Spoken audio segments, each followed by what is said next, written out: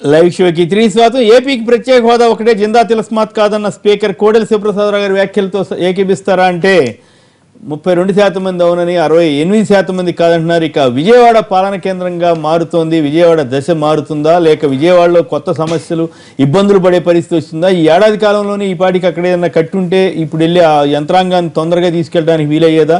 మరి ఇక్కడ కొంత ఏర్పాట్లు చేసుకుని 10 ఏళ్ల రాజధాని ఉన్నటువంటి అవకాశాన్ని ఆంధ్ర పోలీస్ స్టేషన్ కూడా పెడతామన్న వాళ్ళు ఇప్పుడు అడావుడిగా వెళుతున్నారు. అది అక్కడ సామాన్యానికి మంచిదే అవుతున్నప్పటికీ కూడా ఎంతవరకు దాంట్లో ఉన్న మంచి చెడుల మీద కృష్ణారెడ్డి గారు మాట్లాడతారు. ఇక్కడ ముందు ఉద్యోగుల్ని ఇక్కడి నుంచి అక్కడికి షిఫ్ట్ చేసేటప్పుడు ముఖ్యమైనటువంటి విషయాలు 3-4 ఉన్నాయి. సరే, మంత్రివర్గం ఇక్కడ నిర్ణయాలు తీసుకుంటే శాఖాధిపతులు దాన్ని అమల్లో చేయడానికి కింద వాళ్ళకి పంపించడం అనేది ఒక వ్యవస్థ. అదేంటంటే ఇంతకుముందు కూడా ఇక్కడి నుంచే జరుగుతూ ఉండింది. సెక్రటరీ మంత్రివర్గం నిర్ణయాలు తీసుకుంటుంది, శాఖాధిపతులు ఏ విధంగా దాన్ని ఆచరణలోకి తీసుకురావాలని జిల్లా కేంద్రానికి పంపిస్తూ ఉంటారు. ఇది 3 టైర్ సిస్టమ్ లాగా నడిచింది. ఈ 3 టైర్ సిస్టంలో ఇప్పుడేంటి, ఇదంతా ఏముందో మొత్తం అక్కడికే వెళ్ళాలనేటటువంటి భావన చూపిస్తున్నారు. అది వెళ్ళే ముందుగా అసలు ఉద్యోగుల యొక్క అత్యవసరమైనటువంటి సమస్యలు ఏమిటి, వాటిని ఏ విధంగా తీర్చాలనేది కేంద్రీకరించాలి దృష్టి. నంబర్ 1, స్థానికత గురించి తేల్చాలి. ఆర్టికల్ 371Dని ఏ విధంగా అమలు పరిస్తే దాన్ని 10 ఏళ్ల పాటు, కొంతమంది అడుగుతున్నారు 10 ఏళ్ల పాటు అక్కడ ఇక్కడ వాళ్ళకి ఉండేటట్టుగా పెట్టండి అని కొంతమంది అడుగుతున్నారు. కొంతమంది ఇక్కడి నుంచి మేము అక్కడికి పోగానే ఇప్పుడు నేను అడిగేది ఏమంటే, రైట్, విజయవాడకి కూర్చొని అక్కడే చేస్తున్న వల్ల అడ్వాంటేజా కాదా, ఆ పరిణామాలకు వచ్చారా లేదా పొలిటికల్ గా మీరేమంటారు? రెండోది, అసలు ఆఫీస్ అకామిడేషన్ ఎక్కడ ఉన్నది, నివాసానికి ఎక్కడ ఉన్నాయి, దాని తర్వాత ట్రాన్స్పోర్టేషన్, దాని తర్వాత వైద్య సౌకర్యాలు, దాని తర్వాత తగినన్ని విద్యా సంస్థలు, ఇవి ఇంకా మొదలు కాకుండానే వాళ్ళని తీసుకెళ్ళి అక్కడ పెడితే వాళ్ళ మనస్సు అంతా ఎంతసేపు ఉంటుంది? ఫస్ట్ ఏంటంటే వాళ్ళ ఫ్యామిలీ కుటుంబం చూసుకుంటారండి.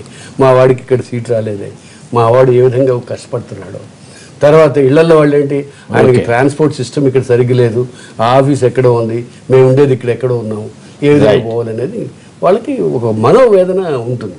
ఇవన్నీ కాకుండా మీరు కమిటీ వేశారు, కరెక్టే. ఇప్పుడు శ్యాంబాబు గారిని చైర్మన్గా వేశారు.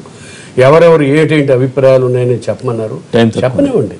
చెప్పిన తర్వాత ఎవరెవరు వస్తారో ముందు వాళ్ళని కొంతమేర, అది వేరే చర్చ. ఇప్పుడు పాయింట్ ఏంటంటే చంద్రబాబు గారు అక్కడ ఉండటం వల్ల అడ్వాంటేజా కాదా, ఆయన అక్కడ ఉండటంలో కేవలం ఆయన ఓటుకు నోటుకేసి తప్పించుకోవాలని అక్కడ ఉంటమే కానీ ఇంతవరకు ఆయన మీద కేసే లేదు. మీరు కేసు తప్పించుకునేది ఉన్న దగ్గర నుంచి విమర్శ.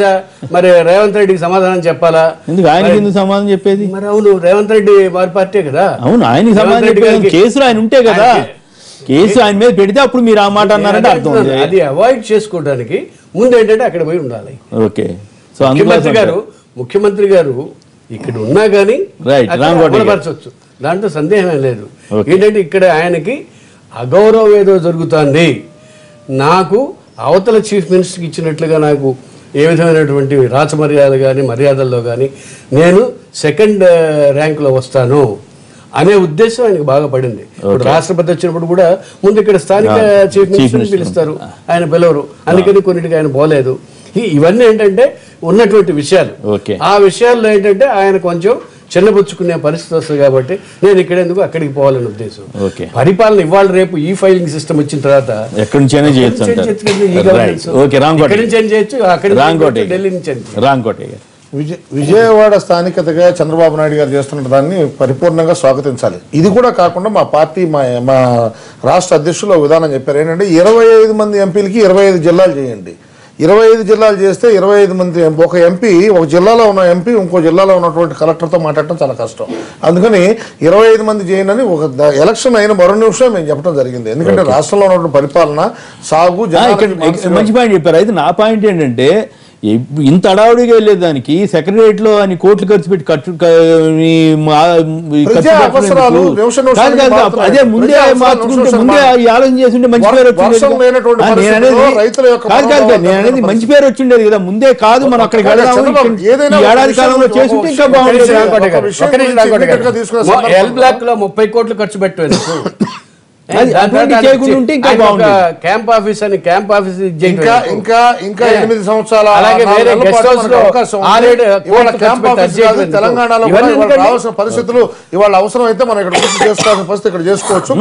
నేను ఐ అప్రిషియేట్ విజయవాడకు వెళ్ళటాన్ని నేను కూడా అప్రిషియేట్ చేస్తా. కానీ అదే కాదు వచ్చిన వెంటనే గనక ఆయన ఆ దృష్టితో వెళ్ళి ఉంటే ఇంకా బాగుండేది కదా అనేది పరిస్థితిని ఆకలింపు చేసుకుని ఇవాళ ఉన్న పరిస్థితిలో విజయవాడ నుంచి ఉంటే సాగుతుంది. ఎందుకంటే పుష్కరాల సందర్భంగా ఆయన ఎట్టి పరిస్థితుల్లో ఎక్కడైతే రాజమండ్రిలో 14 రోజులు కూర్చున్నప్పుడు ఆ రోజులు కూర్చున్నప్పుడు ఉన్నటువంటి సందర్భాలు ఉన్నాయో అప్పుడు ఉన్నటువంటి పరిస్థితులు ఉన్నాయో అబ్జర్వ్ చేసి దాన్ని రూట్ మ్యాప్ గా తీసుకుని విజయవాడలో ఆయన కార్యక్రమం పెట్టుకున్నారు. దాని నుంచి ప్రతిరోజు పట్టిసీమ మిగతా చోట్లకి వెళ్ళాలన్నా ఎక్కడికి కావాలంటే ముఖ్యమంత్రి జరిగిన సంఘటన ప్రతిపక్ష నాయకుడు ఇది చంద్రబాబు నాయుడు గారు చేస్తున్న కార్యక్రమం మంచి కార్యక్రమం కింద రాష్ట్రంలో రూట్ మ్యాప్ చాలా బాగా చేసుకున్నారు. అక్కడ రాష్ట్ర అభివృద్ధి కోసం ముఖ్యమంత్రి దగ్గరలో గారు చెప్పిన దానికి చాలా సంతోషం. చంద్రబాబు నాయుడు గారు ఏదైతే తెలంగాణ ప్రజలు కోరుకున్న ఈ ప్రభుత్వాన్ని అస్థిరపరచకుండా తెలంగాణ రైతాంగానికి వచ్చే ప్రయాణం అడ్డం పడకుండా ఇప్పుడైనా వారి ప్రజల కోసం పోయి అక్కడ చేస్తాం చాలా సంతోషం.